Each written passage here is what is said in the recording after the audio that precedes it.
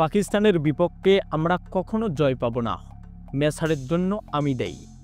Match শেষে একই মন্তব্য জানালেন লিটন দাস। পাকিস্তানের বিপক্ষে 3 ম্যাচের টি-20 সিরিজ বাংলাদেশের।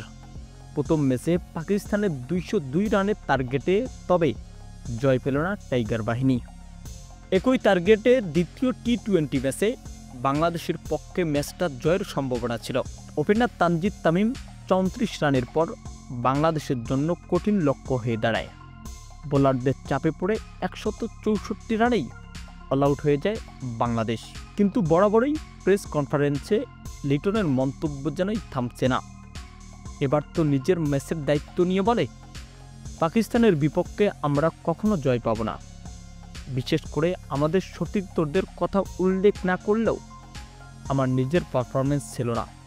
তবুও মাঝেই তাওহিদ হৃদয় জাকেরের দিকে তাকিয়েছিলাম, তবে ভাগ্য আমাদের জয় ছিল না।